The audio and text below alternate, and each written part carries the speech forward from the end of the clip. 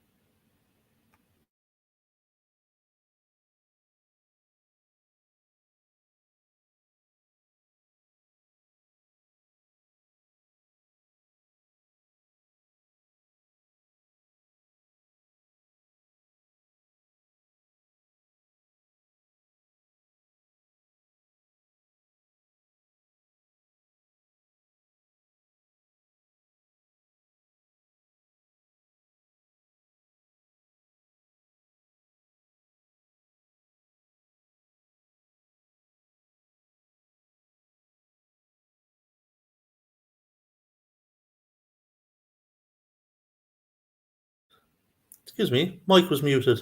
Apologies for that. I was talking to myself.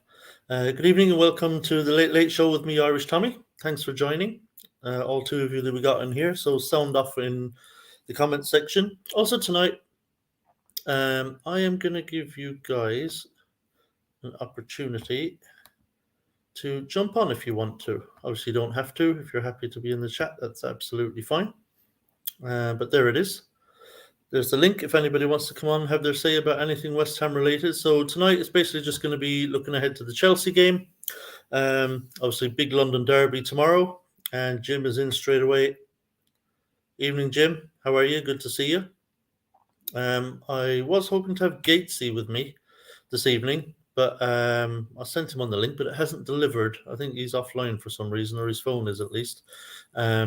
But welcome all. Obviously, look, a big London derby tomorrow. Chelsea at home, and I guess we'll see if maybe we have turned a corner. There's a bit of a split opinion at the moment among the fan base as to whether we've actually turned a corner or we haven't. So it'll be interesting to see tomorrow how we do against Chelsea. But to be fair, they're not playing great. They're in 9th place. They look a bit disjointed. They've got a lot of good players on paper, but it doesn't really translate into their performances on the pitch.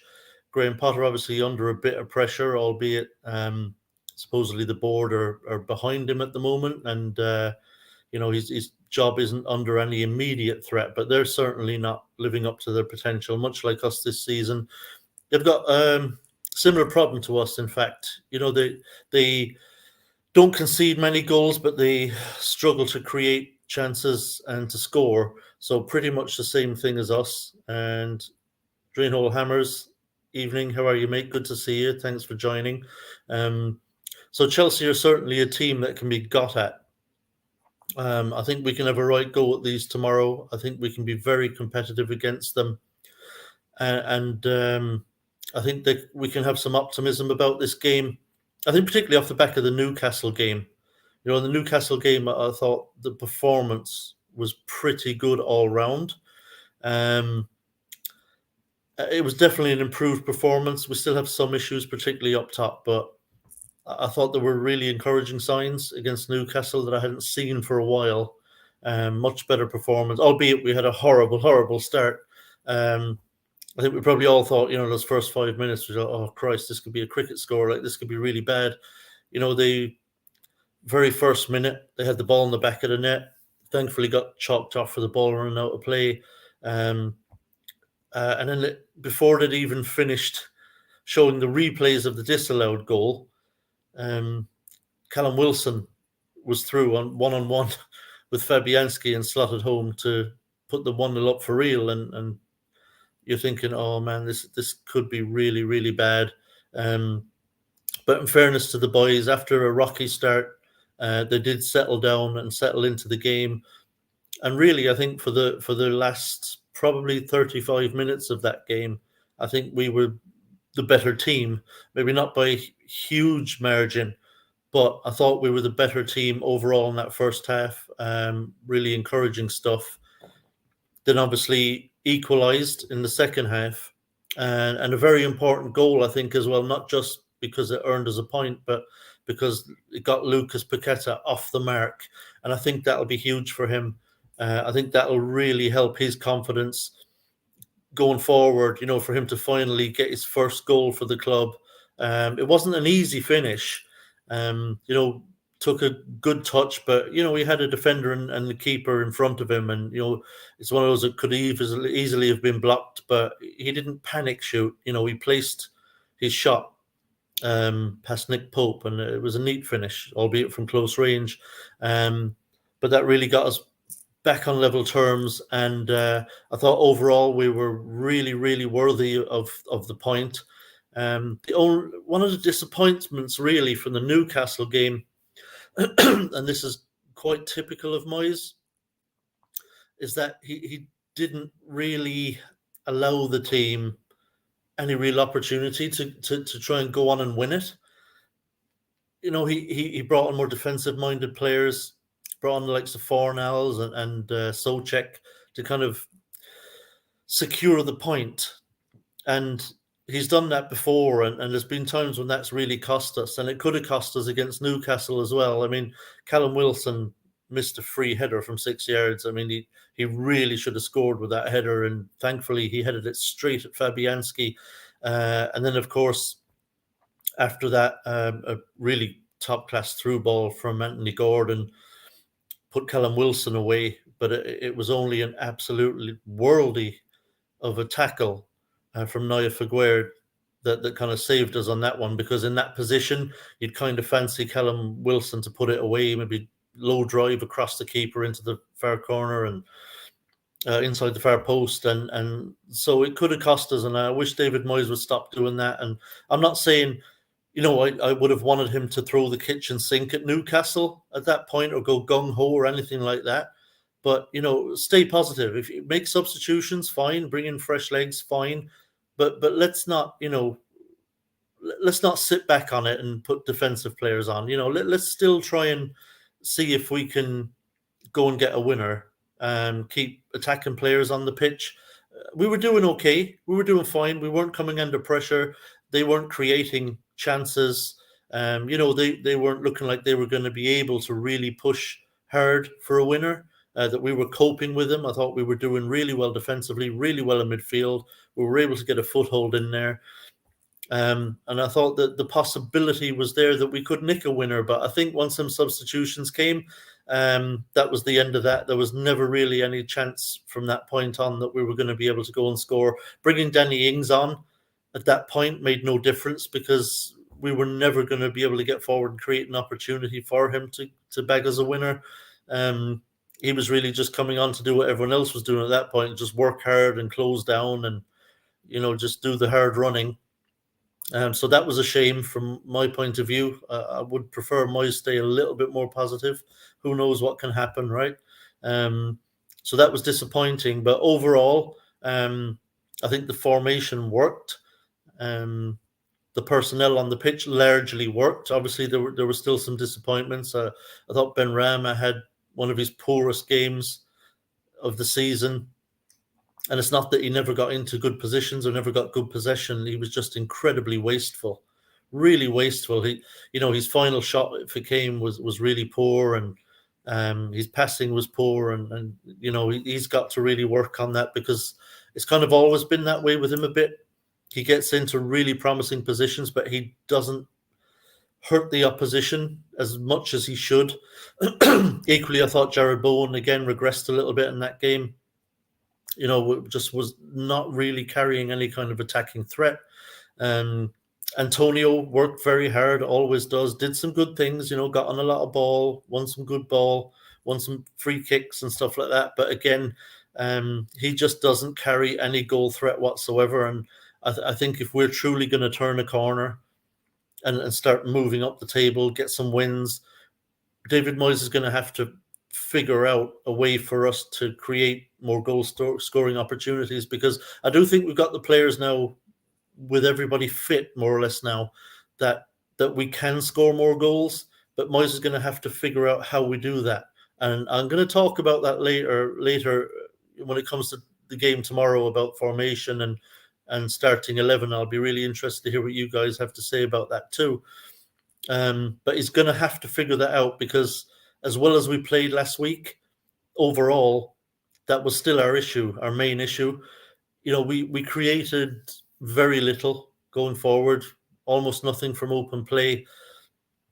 The goal we did score was from a set piece. It was our only shot on target that we scored from, and that's still a worry for me. I don't think we can say we've turned a corner until we can solve that issue, because I think that issue is still going to keep costing us points. Like, there could be games that we actually are really the better team. We're definitely clearly the better team, that we will drop points in because we just don't score enough goals.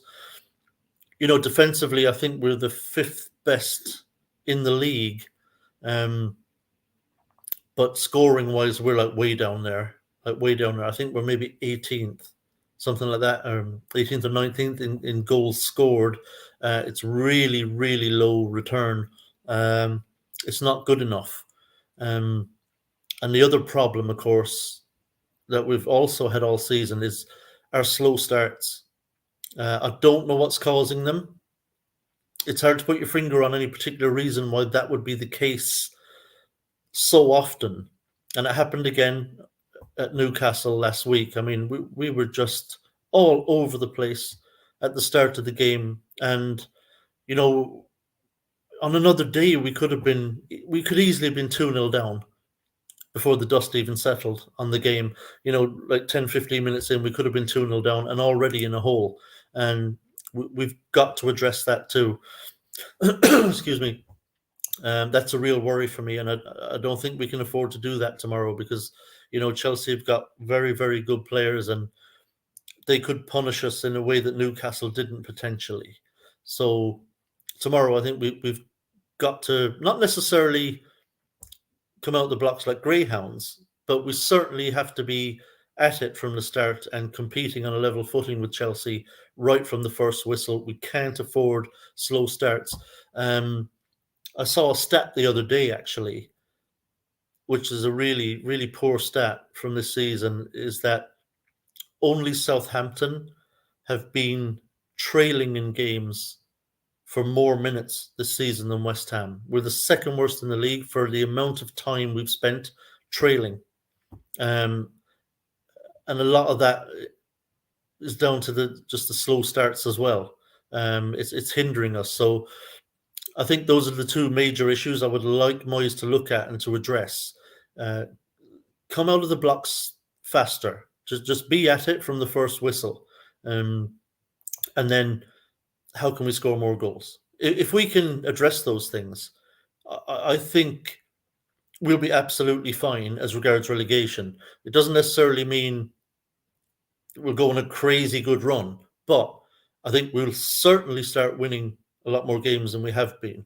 And we'd be kind of a serious unit, especially with the injuries are clearing up now. I think potentially, unless I'm missing something, I think Kehrer and Cornet might be the only two unavailable tomorrow, if I'm correct. Someone correct me if I'm wrong in the live chat, but I think it's just Kehrer and Cornet that might be out tomorrow. I believe Zuma and Skamaka are expected to be back. Whether they start or not is another issue. Probably not. But hopefully, they would be in a position to start against Tottenham next week. We could have essentially our kind of best 11 out for the Tottenham game from the start, which would obviously be a huge boost in a really big game against a team I think that we love to beat more than anybody else. So fingers crossed that'll happen, but it would still be great to see them back on the bench tomorrow. So before I get on, I do have to acknowledge you all in the chat, because we do have quite a few of you in here now. Team for tomorrow. We will get to that very shortly, because I am going to switch now to tomorrow's game. Evening to you, number 89. Let me scroll through these. Journalists, we need to go at him and not give him space or time. That's going to be very important, and I'm going to get to kind of what we need to be doing tomorrow as well. But I completely agree. Even rough them up a bit, make them uncomfortable for them. Yeah, we got to knock them off their stride. Dennis Watling, welcome. Even Tommy, only pessimism I have for tomorrow is we are historically a charity, and when teams are struggling, we hand them a nice 2-goal lead before we start playing. Yeah, we have been a bit of a charity. I can't believe West Ham have to pay taxes. Moyes needs to start Areola. Fab will concede, and there will have plausible deniability on his responsibility. Areola will improve the flow of the team. Yeah, well, look, every team that I've put out all season has had Areola starting, but it ain't happening. We all know it. It's going to be Fabianski again.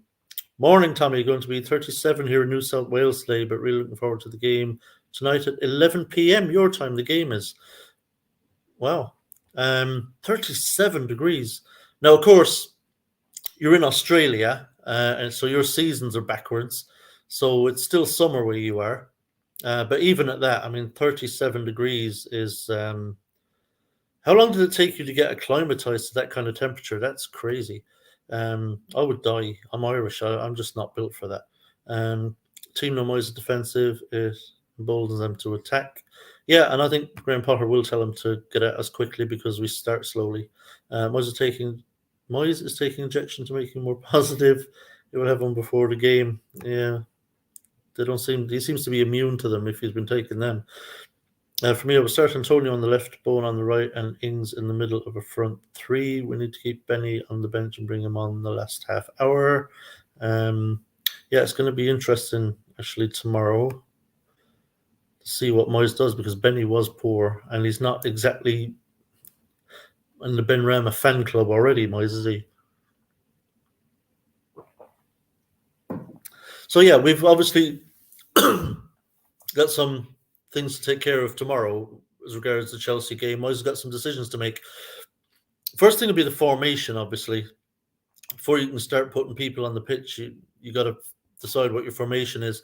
Now, I suspect we'll see the same formation that we saw last week. And I also suspect we'll see largely the same personnel on the pitch. There's going to be a couple of changes. Like I said, I'm going to assume that he's not going to start Zuma or Skamaka because they're just back training this week. And you know how cagey Moyes is about chucking people back in straight away. So I suspect we'll see the same formation with a couple of changes. So I think the first obvious one, I think, is Ben Johnson, right? He's going to have to play at right centre back with Kehrer being out. He may have done that anyway. We don't know, even if Kehrer was available, which I'm okay with. I thought, I know not everyone loves Ben Johnson, and I agree that he's limited talent. I agree with that. But I actually thought in the second half, in a not easy game up at St. James's Park, I thought he did very well. I thought he did very well in that second half last week. He was solid. Didn't pull up any trees, but I thought he was solid. Didn't make any howlers. Didn't get caught out of position. And you know that could be his best position actually for us. The right centre back could be the way forward for Ben Johnson at West Ham if he's going to stay here. Obviously, we don't know because there's still the contract issue with him. Whether he'll sign a new one or not remains to be seen. But I thought he did okay there. I really thought he did okay there. So I think the back three will be the same. I think Augie will be in the centre, and I think Aguerd is just undroppable, isn't he? He's left centre back. I mean, he's an unbelievable player. I think he's up there with Rice for us. If you're talking about just absolute talent, I think Aguerd is up there with Rice. And I think the time will come when one or more really, really big clubs are going to come in for Aguerd. I really do. And as I think players like him don't grow on trees. I'll tell you what, and I know people will say I'm getting carried away a bit, and I understand why. This is a little bit of hyperbole. I get that, but I think Naif Aguerd is in the Virgil van Dijk category. I think he's that much of an impact centre back. I think he's got that much quality. Remember when Van Dijk was at his very best for Liverpool? I think Aguerd is capable of that same level. I really do. And I think the time will come when he'll prove it at one of those big clubs where Naif Aguerd will be considered one of the very best centre backs in Europe. I really believe he's that good. Every time I see him, I'm just so impressed with him. Just so impressed with him. His awareness is incredible. He reads the game well. His pace is astonishing. His ability to tackle, he's strong in the air. He's a leader. I think the guy's got absolutely everything. Absolutely everything. We've all probably watched back that tackle against Callum Wilson numerous times. And I like to watch how it looks like a player is thinking. And we had a high line, and Ogbonna and Ben Johnson were a little further up than Naif Aguerd was, and he looked across because he wanted to play offside. He looked across before the ball was played and realised that Oggy and Ben were pushed up more than him and that he was going to be playing Wilson onside. He initially looked like he wanted to step up and play him offside and realised he couldn't do it because of the timing of the pass was going to beat him. And instead of stepping up and allowing Callum Wilson a free run at goal, he immediately realised the situation and changed his mind and turned and ran back. And it was because of that quick thinking, that quick realisation of the situation, that he was able to get back. And then, of course, his pace. First thing he does, he comes around goal side immediately. And then his acceleration is just unbelievable. You watch that back. Watch how quickly he closes the ground. He's way behind Wilson. His acceleration is unbelievable. And then the tackle had to be absolutely perfect. Absolutely perfect. Now, he had to make the tackle. He was in a position he didn't want to be in, right? You don't really want to have to make that kind of tackle because they're very difficult tackles to make. So easy to get wrong. The timing has to be immaculate. Where your foot goes has to be immaculate. And it was. Now, I will say, if Callum Wilson had been a little more savvy, he could have gotten a penalty. Thankfully, he wasn't. His only interest was in getting the shot off, and he probably thought he was going to get the shot off, and that's why he didn't think about the penalty. But had Callum Wilson, instead of shooting, taken a step to the left, I think Aguerd would have gone through him to get the ball. But thankfully, he kept running on the line he was on, and so Aguerd was able to get the ball without having to go through him. So a more savvy forward might have won himself a penalty there. But Aguerd had to make the tackle regardless because the shot was coming. But yeah, just an amazing player. Left wing back, I think Moyes will obviously stick with Emerson, and had his best game for the club against Newcastle in that game. I thought he was really, really good. I think he's limited defensively. So I'd be more worried about him as an orthodox left back. But I think this is his position for West Ham, Emerson. And the good thing in that position for him is that his defensive frailties are not exposed as much because he's got Aguerd behind him on that side. And you could see Aguerd was talking to him all game, just telling him where to be, what positions to pick up, encouraging, being a leader. And that really helps Emerson. It keeps him switched on. It keeps him aware of where he needs to be. And so, defensively, he did well. And the good thing with Emerson is that he gets forward really well. He can carry the ball. He's got a little bit of pace about him. Not a huge amount, but he's got a little bit of pace about him. He doesn't mind running at somebody, and trying to run past them.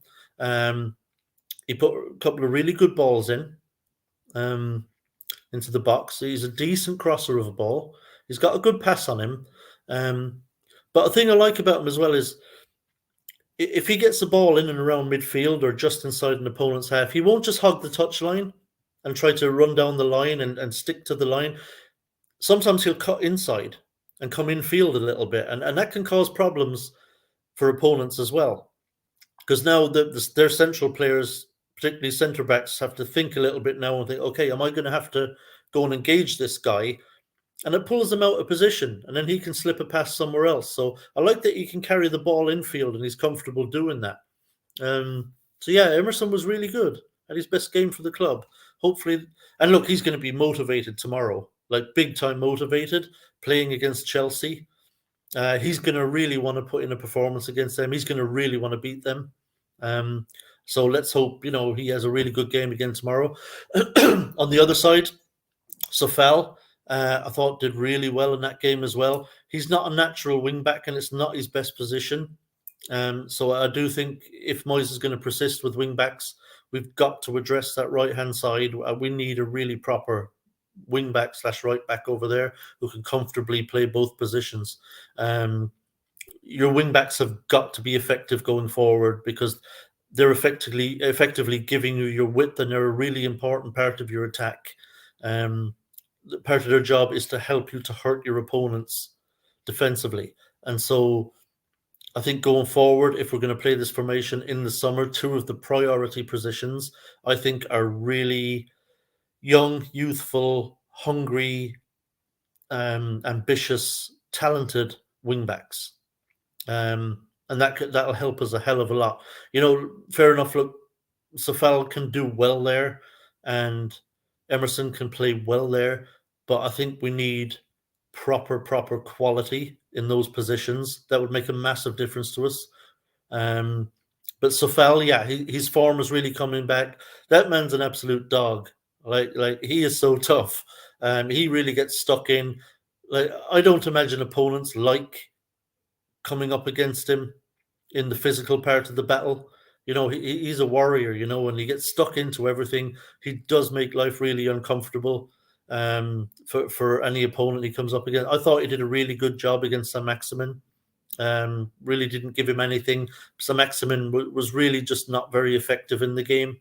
So that was great to see because, with his pace, we've had real problems with Saint-Maximin in the past where he has burned us.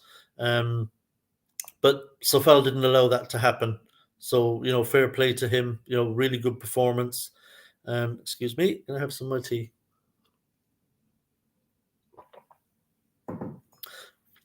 In midfield, I think there's no question it's got to be Rice and Paqueta again.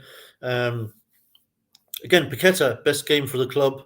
I thought he worked so hard because often you think of Brazilians as being maybe kind of the prima donnas, and they're silky and they're flashy, but not so into getting stuck in and doing the hard graft and all that. But it's not true. There's a number of Brazilians down through the years who've been more than happy to do the hard stuff, the difficult work, the hard graft. Casemiro's the same. He's got no problem getting stuck in, running the miles. And Paqueta does that, and I thought he put in a massive. He was absolutely fucking gassed when he came off. I mean, he was spent. He had put everything into it, and that was so great to see. He has a great attitude. You never see him complaining or anything like that, or no matter what's going on. He's always trying, and he had a really great game.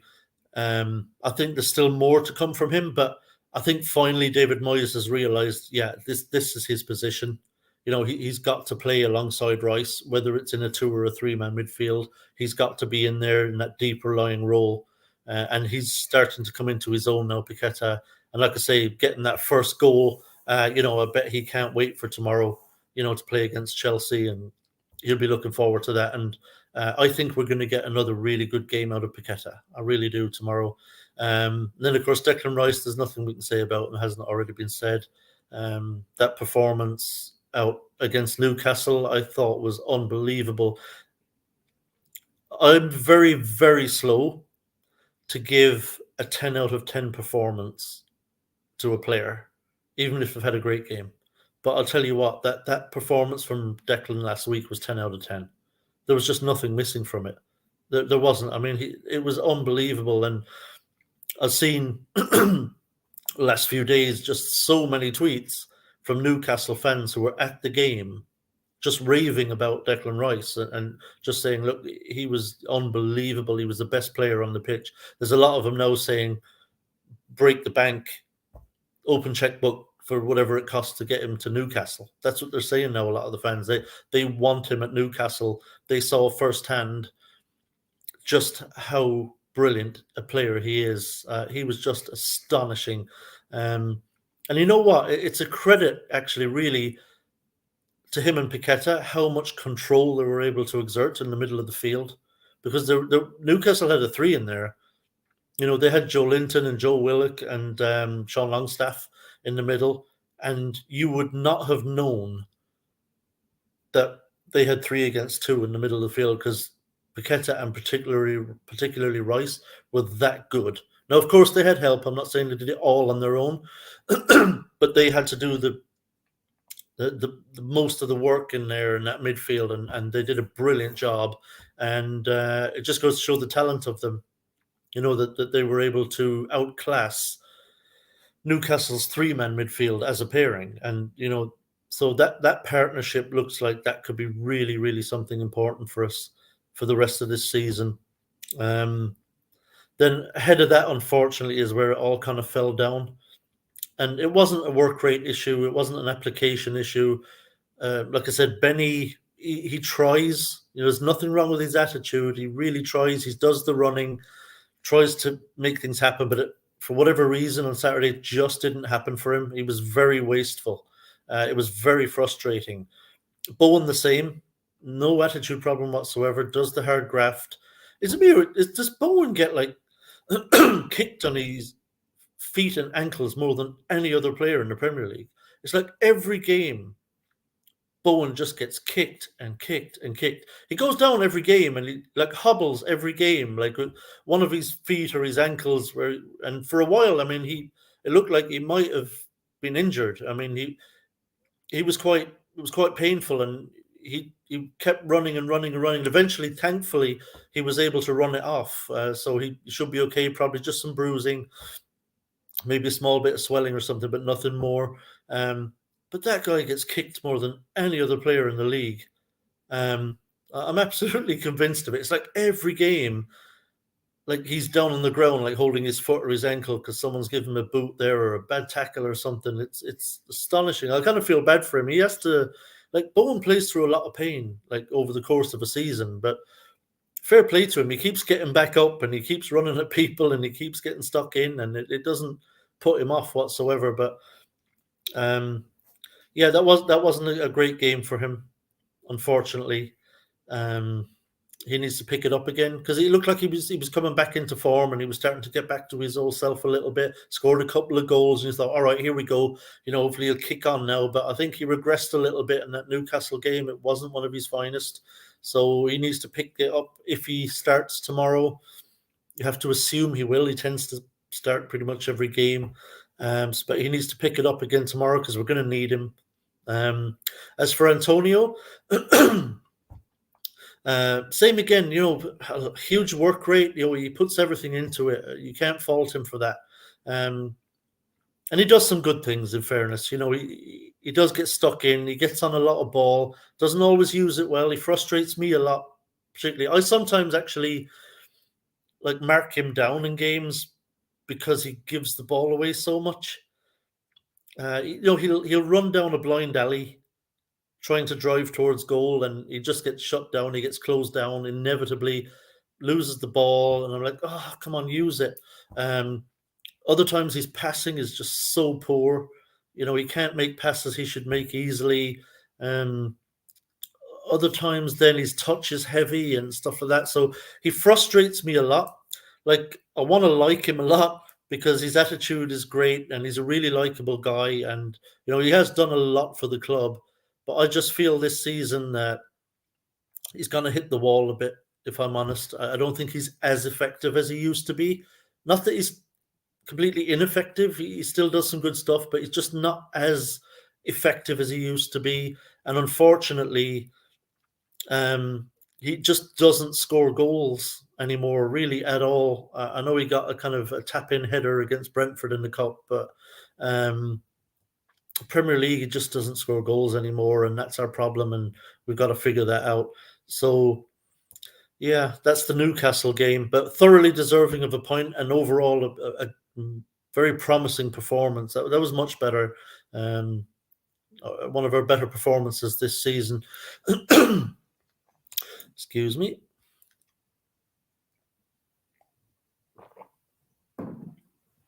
Okay, so before I move on to tomorrow's game, I'm just gonna catch up on the chat. See how far I have to go back here. Excuse me. Sorry, I got those, I think.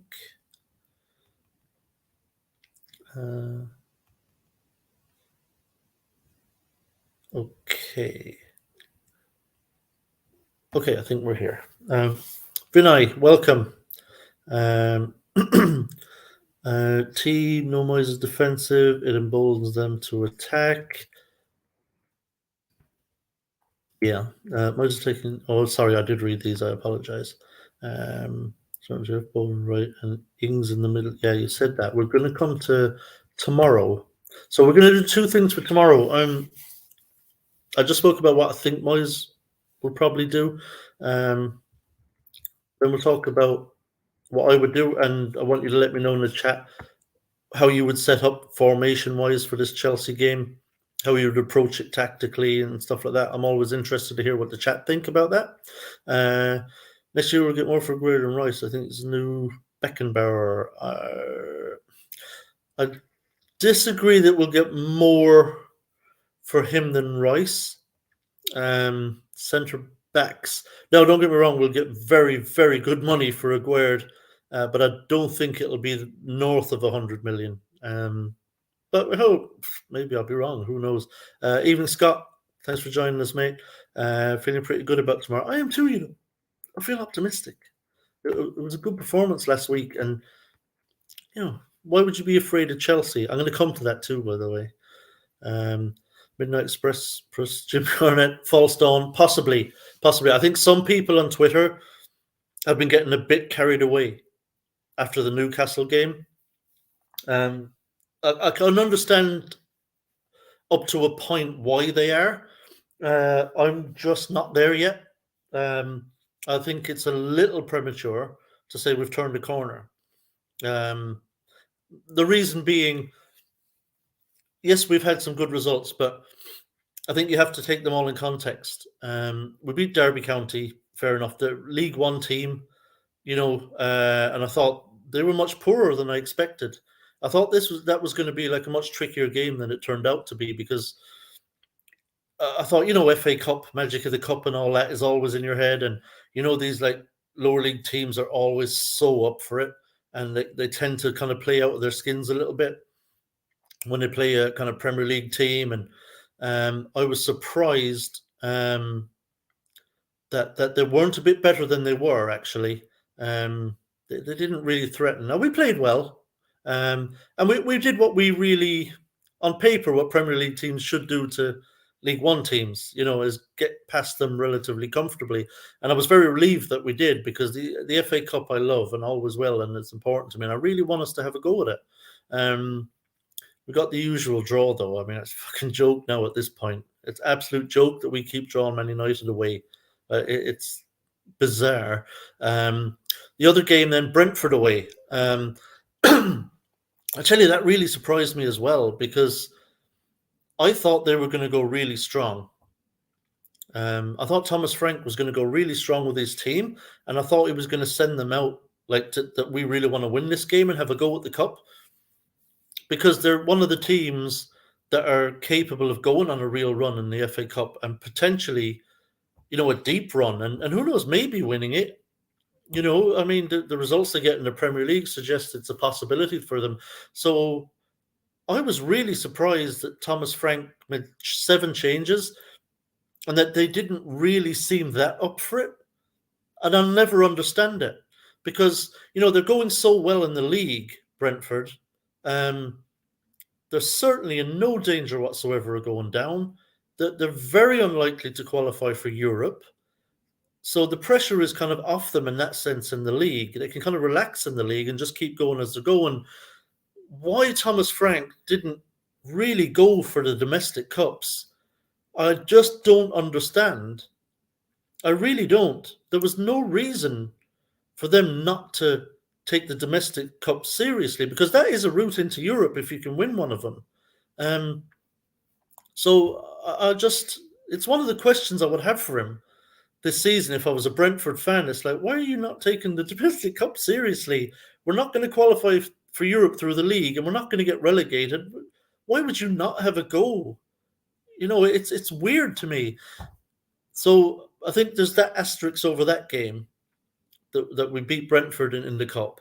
Everton, wow. I mean, Everton were absolutely horrendous.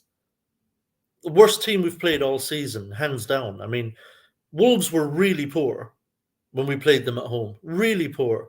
And of course, their manager got sacked. Bruno Lage, wasn't it? Got sacked after that game. But Everton somehow managed to be even worse. And of course, Frank Lampard got the sack after that game. Leeds away, I thought was a decent performance. I thought that was a decent enough performance, actually. But again, you know, what's his name? Marsh? Jesse Marsh? Or no, Jesse, was it? Yeah, Jesse? Or was sacked, anyway, whatever his fucking name was. Yank Lampard. I'll just call him Yank Lampard. He got sacked just recently as well. So Leeds, obviously, you know, we're not going particularly well. They were not. I thought when we played them, they were not a particularly good side, to be completely honest. We got a point up there. So, you know, 4 very positive points that we badly needed, but against opposition that were not great. And we didn't pull up any trees with our performances in either of those games. You know, we played okay, but it still wasn't great. But I think the first kind of game where I thought, you know, okay, this is much better, was last week at Newcastle. So that was encouraging, definitely. But I think if you want to talk to me about turning corners, I think these next 3 games will tell us. Without doubt, we will know after Chelsea, Tottenham, and Forest. After those games, we're going to know. If we have turned a corner, those games will tell us. Not just the results, but performances. And then we'll know. But so for me, I'm not going to say we haven't turned a corner, because we might have. There are some signs there that we might have. But equally, I think it's a little premature to say we've definitely turned a corner. Like, here we go. We're going to start going up the league now and be nice and comfortable after the next few games. I hope we have. I hope we do. As much as I don't like David Moyes, as much as I do want him gone, I never ever want West Ham to lose a game of football. I don't care what I think of the manager. Ultimately, I'm a West Ham fan, and that's all I care about. Even when I was kind of raving and I was, excuse me, really angry with Moyes, like going back to a couple of weeks back, you know, after the Arsenal game and stuff, and I was just so pissed off because everything just looked the same, and I was raving a little bit. I won't lie, but I was angry, you know. And so, as much as I don't like his style of play, as much as I wanted him gone, I don't kind of dislike him or his style of play as much as I love West Ham. So if he can turn this around, fair play. Fair play. I'll hold my hands up and say, okay, you know, he turned it around. We're moving in the right direction. All I care about is West Ham winning. I'd like us to do with a bit more style than we're doing. I think with the players that we have, we should be able to play a better style. But look, it is what it is. He's the manager right now, and we need wins. And I'll always cheer West Ham on every game, no matter what. So hopefully we can do that tomorrow. So let's see if we've turned the corner. Hopefully. I'll just catch up here in the chat again quickly before we get to tomorrow. Hit the like button for Tommy. Yes, please. If you can hit the like button, I'd really appreciate it. at the moment there's 193 of you in here. It just takes a second. It just helps on the YouTube algorithm. It pushes the show out there more to more people. So more people will hopefully watch it and stuff. So I'd appreciate it if you would just take a second to hit the like button. You'd really be helping me out. Vinay, is Slothwell finished, or is it going to be a squad player? It's one of my favourite players. Is he finished? I think ultimately yes. I don't think he's finished in the sense that he'll leave West Ham in the summer. I expect him to be here next season, but I think it will be on the bench. I think he'll be a backup. So he's not finished in that sense, but I think he's finished as a starter. I think he's hit the wall, really, as a player. I think you can really see this season. I think the decline was coming last season. I was very frustrated. I didn't think he should have been our first choice centre-back last season. I thought it was obvious to me he needed to be replaced. I was quite alarmed at the beginning of this season that we hadn't really done that. It was one of the positions I really felt we desperately needed to improve in. But look, it is what it is. I guess you can't change every position, and we did need a number of players, and other positions were prioritised for better or for worse. But yeah, I don't think we'll be seeing him as a starter. Now, look, I could be made a fool of. Moyes, for some game, could revert to a 4 at the back and might put him back in at left back. Moyes does like Cresswell. That's clear. That's evident. So you might see him again. I hope we don't, to be completely honest. I think he's hit the wall. I think he's on a real decline now. I think it's really obvious. But I think he'll be here next season as a member of the squad, Vinay. So, you won't have to lose any sleep just yet that Cresswell's going to be gone. I think he'll be here next season. But he never seems to be aware of where his teammates' position, so hits wild shots. He needs to look around for players in better areas. Yeah, I agree. He's definitely got to improve his final pass.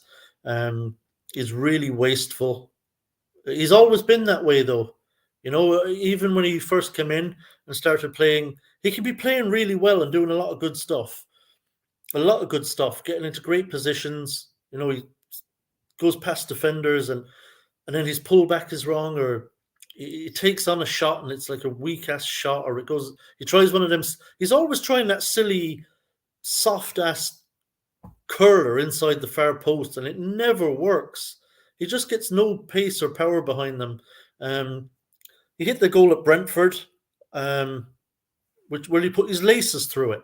All right, I think the keeper really should have saved it. But at least on that one, he fucking hit it. He put his laces through it and he got it on target. And I think maybe he needs to do a little bit more of that. Just put your laces through a couple of shots and maybe you'll score more often. But yeah, he's definitely got to improve his end product. I think Bowen and Benny are championship players, just not good enough. Bowen, I don't know, Jim, maybe a little harsh on Bowen and Benny. I think they've got a lot about them. I think they're very good players. It's just, like I say, the final product. If they can work on that and get better at the final product, I think they do an awful lot of good work. Other than that, but I think say they're championship players is a bit harsh. No, they would tear it up in the championship because of that level, but they'd be brilliant in championship. Don't get me wrong, they'd be amazing in the championship, but I think they are Premier League level. If we can win either tomorrow or next week, then I will start to get more excited and relax a bit. Yeah. If we could get 3 or 4 points from the next 2 games, that would really help. Idiot Abroad, great name. Can't we all allow Moyes his stay of execution and just take a game at a time? If he goes, he goes.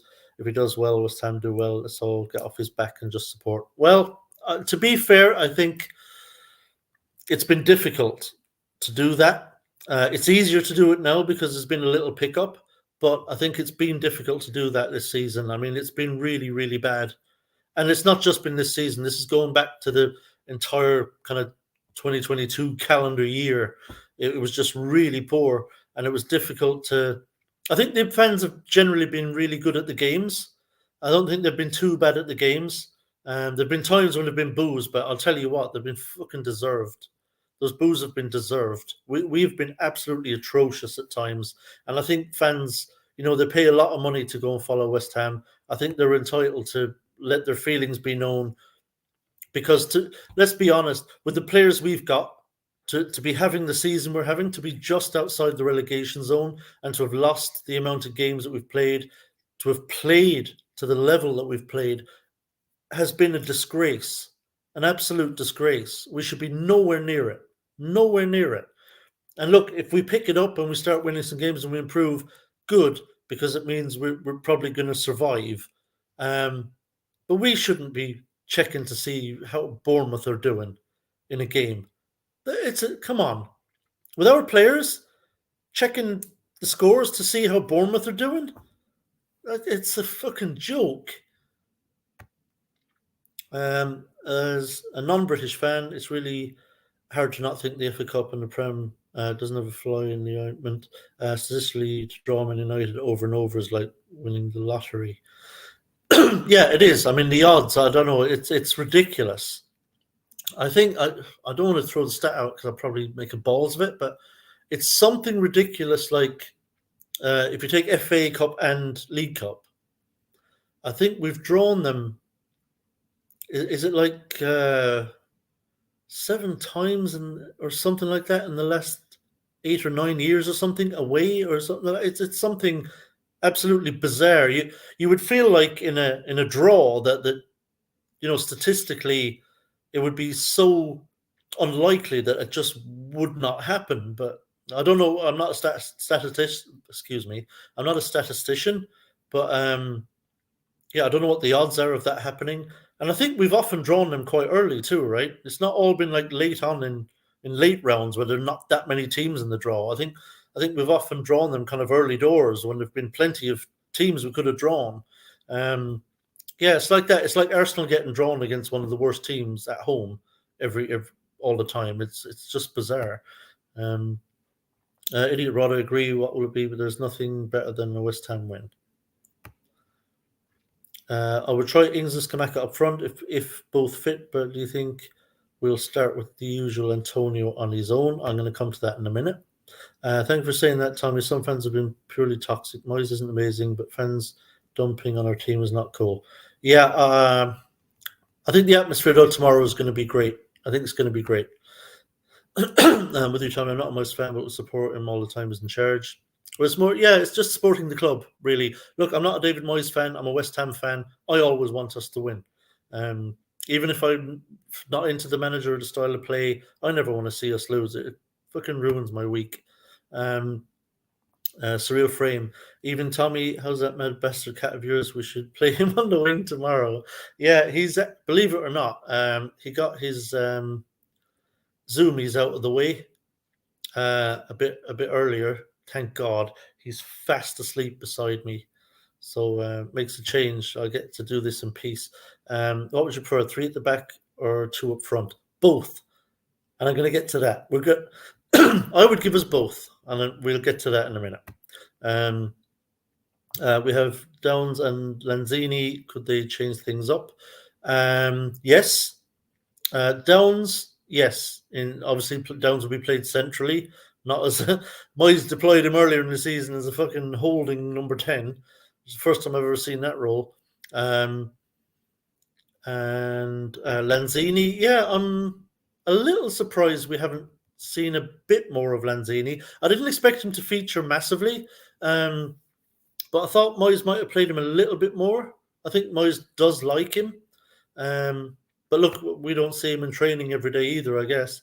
I don't go to the game with the expectation of playing brilliant. I go with the possibility of us playing brilliant. I don't measure how much I spend on what I should expect. I go for the possibility. Yeah, but I think here's the thing. I think with us fans, I think we can tolerate a not great style of play if we're winning, right? And I can too, as long as it's not complete dog shit, right? under Allardyce, even when we won, I was like, I didn't even enjoy that. Allardyce, the only manager I've ever seen who got booed off after a win.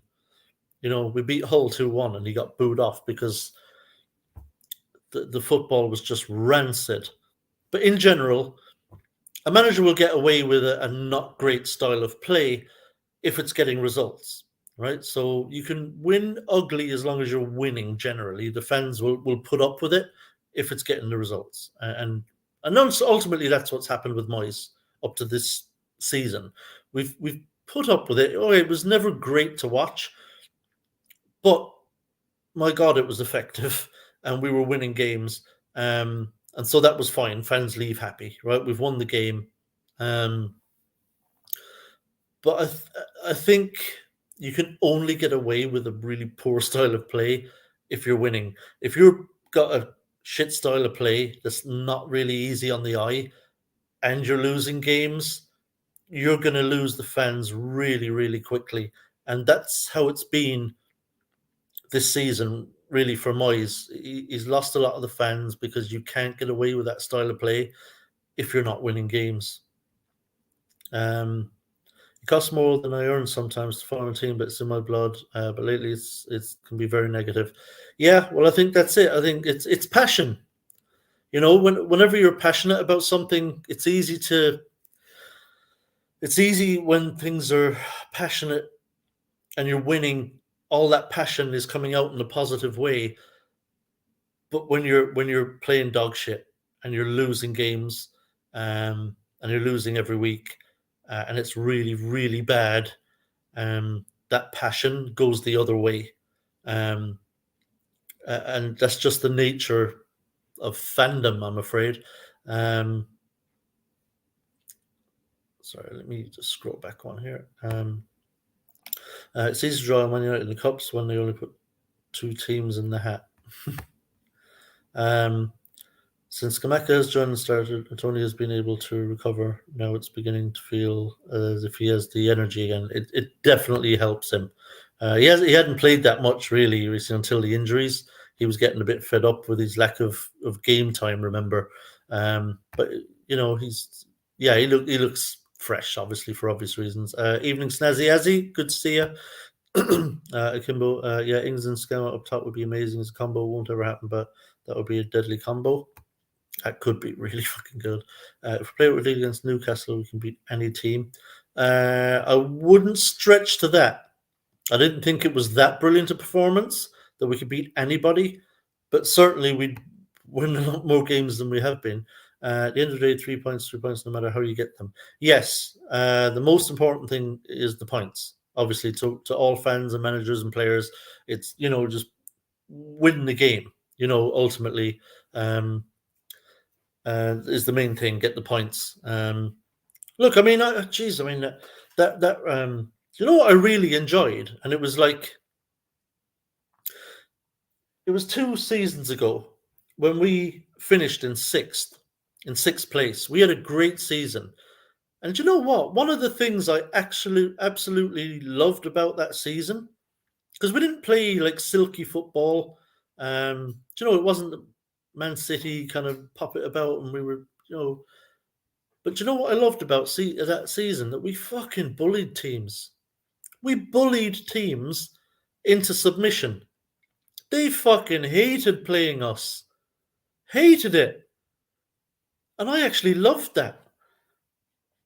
I loved that we were in their faces and that we got stuck in and that we ran them into submission and bullied them into submission. I enjoyed that a lot more than I would have thought I would. If we could get back to that, I'd be absolutely fine. I enjoyed bullying teams. That was really good.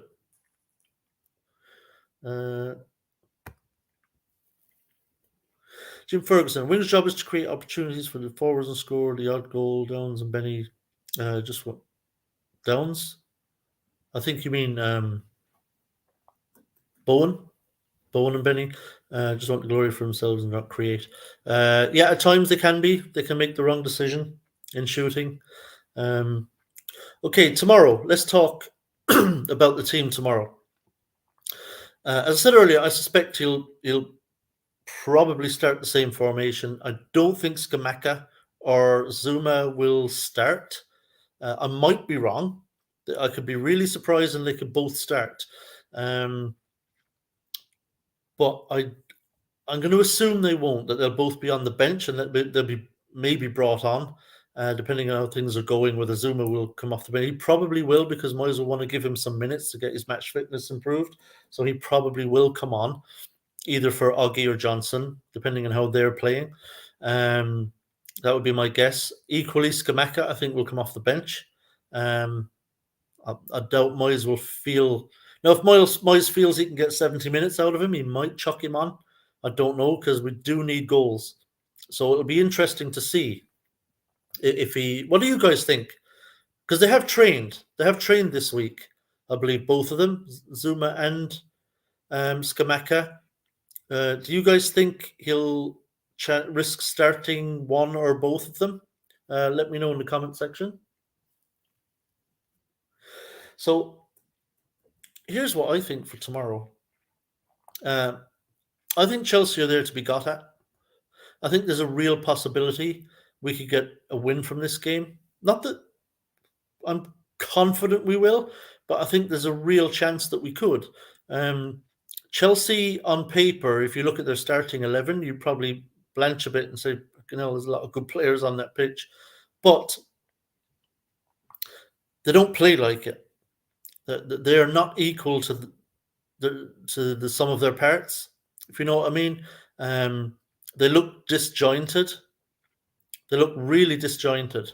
There's no real flow to their game. They don't look like a team. There's no cohesion about them. And funnily enough, they have the same kind of issue as us. I mean, they don't concede many goals. They're defensively solid, but they struggle to score goals, same as us. So I don't expect many goals tomorrow. I think this is going to be a very tight, close game all the way through, with very few goals, if any. But they are there to be got at. I think we can really get after them and get something from this game. That's the hope for me. I think what I would do is interestingly, Ashley Moyes, if he sticks with the same formation, given that Benny wasn't great, and we're playing Chelsea, because David Moyes plays the badge and not the team that's in front of him. So all he'll see is Chelsea. So he'll be a bit scared of them. It wouldn't surprise me if he drops Benny and plays Fornells out there. It really wouldn't. That wouldn't surprise me in the least. Let me see what you guys are saying about it. Scott R.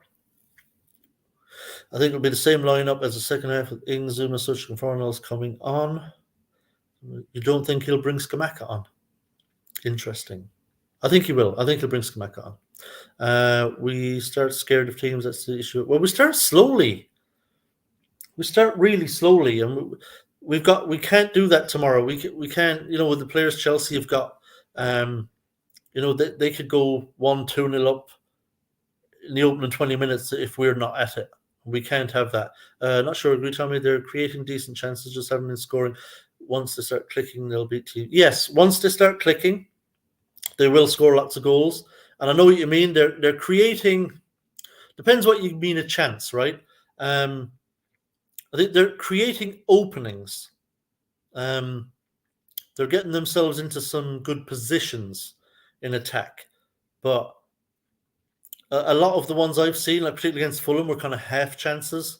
They weren't really opening Fulham up that well. They were kind of half chances, getting some shots off in and around the area, but they weren't open chances, if you know what I mean. I don't think they've been creating very many really open goal-scoring opportunities. But I know what you mean. I don't mean they're terrible in the final third. I think we'll lose narrowly 1-2. Yeah, I think it will be very close. Everybody's heard that we've got Aguerd. Yeah, unfortunately, everybody knows who he is. That Aguerd is the word. Yeah. My dream team: Ariel in goal, Socek, Johnson, Zuma, Oggy, Aguerd, Emerson. I think you meant Safal, right? So I think you got the wrong player there. I think you mean Safal. Johnson, Zuma, Oggy is the three. Emerson and Safal as the wing backs. Royce Paqueta, Bowen, Ings, and Antonio. So, yeah, okay, Bowen, Ings. So I assume you're moving Antonio to the left hand side, with Ings to the middle, Bowen on the right. Yeah, that could work. Yeah, if you're sticking with the same formation, you could absolutely chuck Antonio on the left hand side, and go with Ings up top. I would love to see Ings up top. I really would tomorrow. And I'll go through my team in a minute. Great time to play Chelsea, but will Moyes have the balls to try and win, or try not to lose? He'll try not to lose. He's David Moyes. First and foremost, he'll try not to lose. And depending what the score is, with 25 minutes to go, will determine what subs he makes. If we're level or winning, he'll shut up shop. If we're behind, he will have to make more attacking substitutions to try and get back in it. But he will ultimately try to keep it as tight as possible for as long as possible. 2-1 deck to score. Take that all day long. Oh, I'm up here. Scamacca, Mubama, and Fornals at number 10. Jim, what formation is that? Is that the 4-2-3-1? Is that, if you're playing Scamacca and Mubama, that's two up top. So you've got two up top and a number 10. What formation are you going with there, Jim? Just so I have a picture in my head. I'll give you 4-2 to us. Why not? One day, surreal, it'll happen. Yeah, sorry, got my players wrong. Yes, and Tony on the left. Don't think Scamacca should be risked until next week. Yeah, I agree. I think he'll start against Tottenham. I'm betting a West Ham win, but I've lost more than I've won this season. You've lost a lot more than you've won this season if you've been betting on West Ham to win every week. But time for a change, hopefully. Fingers crossed. Serious question: do you think Moyes has ever gone into a game trying to win? Well, Sevilla is the only one I can remember in the second leg, and that's because we were 1-0 down. Well, look, Moyes will tell you he goes into every game to win. So technically, every game he goes into it to win it. But I know what you're asking. I'm trying to think. Have there been games? I'm trying to think of the last time I saw us really get on the front foot in the Premier League game and get after a team early on and like start really fast. And I'm struggling. I'm not that there wasn't one, but just off the top of my head, I'm struggling. But it's rare. It's rare for us to come out of the blocks really fast and really get after a team, and get on them really quickly. 4-3-3, Jim. Okay. I like that formation. I do like 4-3-3. I wish we'd play that more often. No, 4-3-1-2. Okay. So I'll tell you what I would do tomorrow. I think we have to win the midfield battle, and that we're going to need one extra player in midfield to do that. I really do. I would play 3-5-2. I would still keep the wing-back system. So, as always, I'd have Areola in goal. I'd have Aguerd, Oggy, and Johnson as the three centre-backs, Emerson and Safal as the wing-backs. Then my midfield three would be Rice, Downs, and Paqueta. I would want to make sure that we win that battle in the middle of the field. And then up top, because I don't think Scamacca can start, I think Antonio's fit, and like I say, he's well rested. I would be tempted to start Antonio. I know he doesn't really score goals, but I think if we were to put him up in a front two tomorrow from the start with Ings, because Ings is fit to start, I think Antonio and Ings as a double act up front could actually do some damage. Now, Antonio, again, might not score. He could. God knows he's due one in the league. So I think Antonio might not score, but I think he'll still do a lot. He could do a lot of damage up front, in a front two. And Ings, is a natural goal scorer. Any chances that fall to him, there's a really good chance that he'll bury them. So I would start with those two up front, because Benny and Bowen for me are just not at it at the moment and not playing great and not scoring goals. I would bench both. For the extra men in midfield and to play two up top, I would happily leave both of them on the bench. They're both players that can come on if needs be, if you need to change the formation. And then I think just later on in the game, so if you imagine Antonio and Ings up top causing them problems at the back, particularly if I think it would be a nice surprise to spring on on Graham Potter, particularly because he changed his formation around quite a lot. I don't think Potter really knows his best formation at the moment. So I think if we were to surprise him with two up top and he switches to a flat back four, I think we could catch him out. But even if he sticks with the three centre backs, I think it's better for us, even in those circumstances, for us to have two up top against those three centre backs.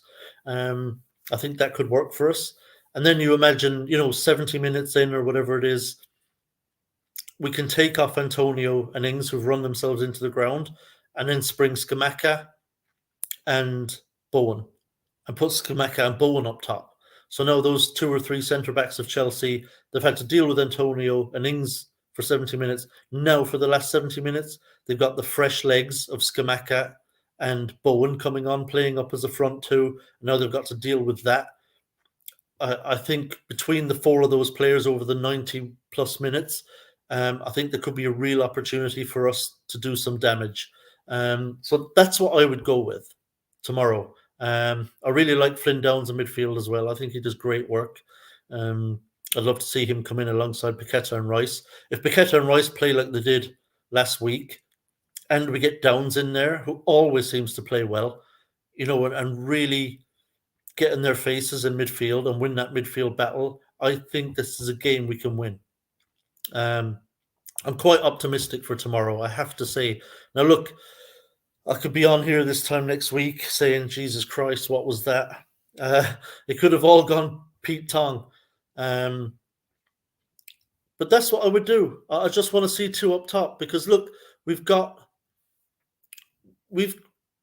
strikers now, and almost everybody's back fit. So we cannot keep playing Scamacca up top on his own. We just can't keep doing it. We're flogging a dead horse. And the same is true of Ings. We can't just chuck him up there on his own.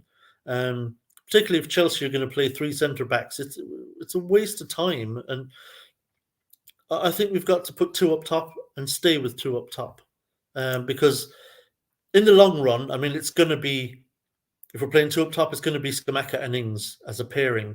And I really think there's a possibility there that they could be a really, really excellent partnership. There's real potential in that partnership if they can strike up an understanding. And the only way to do that is to get them playing up top together, game after game, in the long run. And it could be the thing that turns our season around, is going two up top and sticking with it. Moyes can still have his three centre backs. He can still have his wing backs. And it might be the thing that changes the season around. So I don't think he'll do it, disappointingly. As much as I'd love him to, I think we'll see the same formation again tomorrow as we saw last week, but I would love to see us go two up top. So that's what I would do. I'll give my prediction in a minute before I sign off.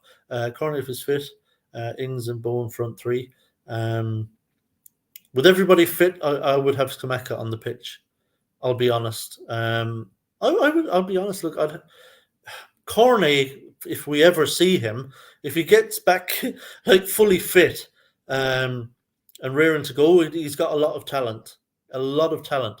If we could see, if we were going with like a 4-3-3, I think to have kind of Cornet, Scamacca, Ings up there would be excellent. I think that could do a lot of damage. The thing that annoys me is that we can clearly do it. Remember Anfield and Old Trafford, last 15 minutes, we battered them because we actively tried to score. This is my main gripe with Moyes. Yeah, it annoys most fans, I think, that he's not more proactive in that way. Because when we have done it, like you say, against teams who've not been in great form, like United were not in great form at that time, and they were there for the taking. And it's a pity that he just waits and waits and waits until we've gotten ourselves in a hole before he allows the team to express themselves as an attacking force. It's really annoying. I wish he would just trust the players a little bit more, that they can go toe to toe with certain teams. Alan Dunn, unless injured, I can't see Moyes ever dropping Bowen. He's too stubborn with his favourites. Mind you, he has taken his love child Souček off lately. Yeah, he is very, very slow to change out his favourites. Crosshammer, how are you, mate? Good evening. Joined us a little bit late, but worst case scenario, you can watch it back if you want from the start. But thanks for jumping in. 352 would be a great shout, but can't see Moyes going for a win. He won't go for a win tactically. Like I said, he'll keep it cagey for as long as possible. The only time he might go for a win, he might not, go for a win at any point. Tactically. Like I say, if we're doing okay, if we're level, or if we're ahead, well, if we're ahead, he won't have to go for a win. But I think if we're level, in the second half, at no point, as long as we're still level, will he kind of get the team on the front foot and say, right, now let's go win this thing. His mindset is always to let's make sure we don't throw it away. It's frustrating. Their backline is not impressive. We could bully them. They've got one of the best defenses in the league. They've conceded. I think they might be second or is it third or fourth or something like that. Fewest goals conceded in the league this season. They're up there, and we do not create very many goal scoring opportunities. Downs versus Mount would be fun to watch. Yeah, Mount hasn't been great. I watched Mount against Fulham, and he was not good. Chelsea really as a whole looked quite poor against Fulham. That was not good. With you, Tommy, need two up front. Same here, bro.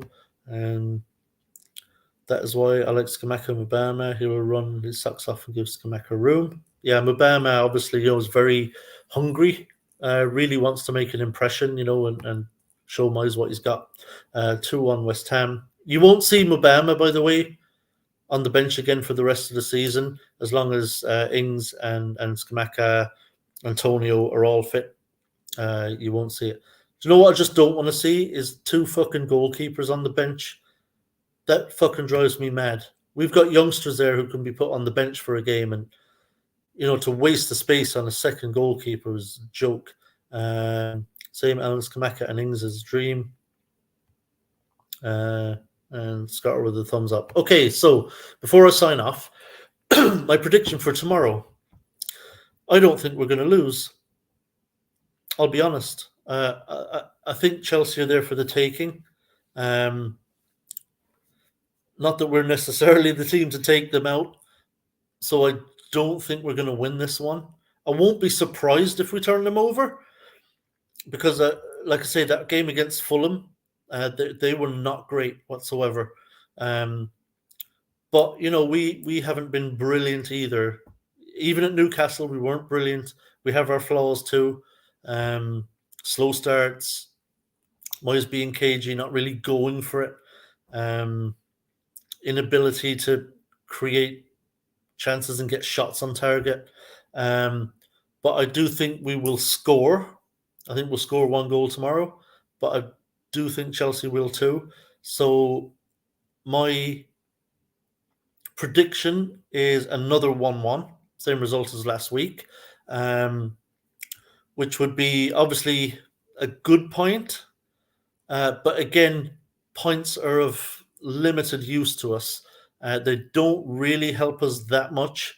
We're not going to pull away from the relegation zone with a point, and by picking up points in games.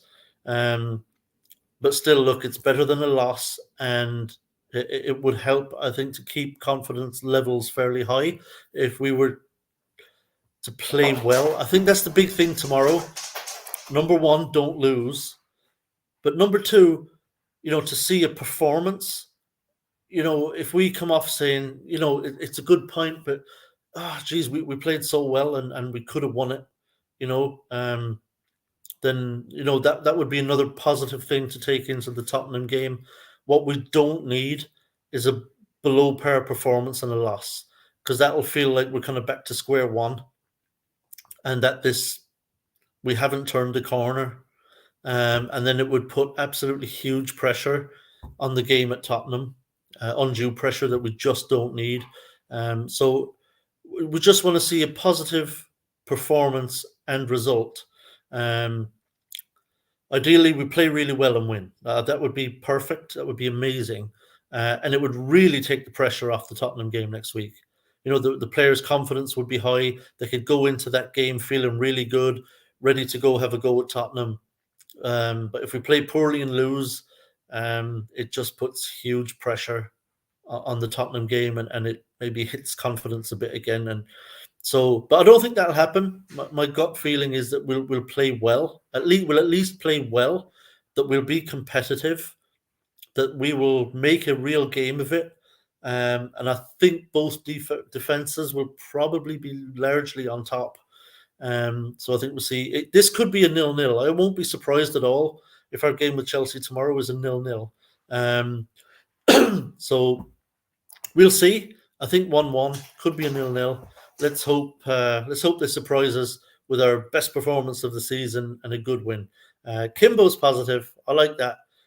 Cheers, Tommy. You'll be surprised after the 2-1 win tomorrow. Surprised a little bit, but not shocked. Not shocked. I think it's entirely possible we could beat Chelsea, but let's hope Moyes doesn't do the whole, playing the badge rather than the team that's in front of him. He does that far too often. He's playing Chelsea, the club, rather than the inconsistent, out of form, disjointed ninth place team that Chelsea are at the moment. So I hope he plays that team and not the badge. Last one from Ellen. Great show as per usual, Tommy. Keep the good work, Mark. Cheers, boys and girls. I hope we got girls in here too. I think we do. Listen, thanks to everyone again for joining. Fingers crossed for tomorrow that we can get a great result, because we always love turning over those rent boys. So here's hoping, but ultimately, let's hope for something that we can hang our hat on again this week. There is always, where there's life, there's hope, Kimbo. Where there's life, there's hope. Where was H? By the way, H is out tonight. She chose her social life over us, lads. Chose her social life over us. It's not on, is it? Not on. We're gonna have to have a word. She needs to have a word with herself. It's priorities. Priorities. She should be here with us, but no, she decided to go out and join herself. So what are you gonna do? But yeah, no, fair play to her. Look, she's out socializing as you do. But maybe she'll be back next week. We'll see. I'll message her during the week and see what the crack is. But yeah, I was supposed to have Gatesy on. I did shoot him the link, but it never delivered to his phone. I WhatsApped him the link for the show, but it never delivered to his phone. I don't know what's happened there. Probably didn't pay his internet bill or something. But yeah. But look, it went fine. We're fine here on our own. We're all friends in here.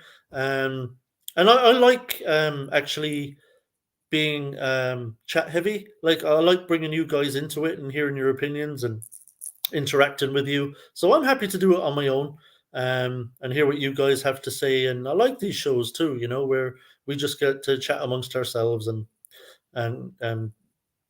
listen to each other's opinions and thoughts. And so that's good. So thanks all again. Hope you can join me again next week. Like I say, if you can hit the like button, it'll really be helping me out. I'd appreciate it. And as I say, let's hope we can beat the rent boys tomorrow. So I'll talk to you all again next week. And until then, come on, you fucking irons.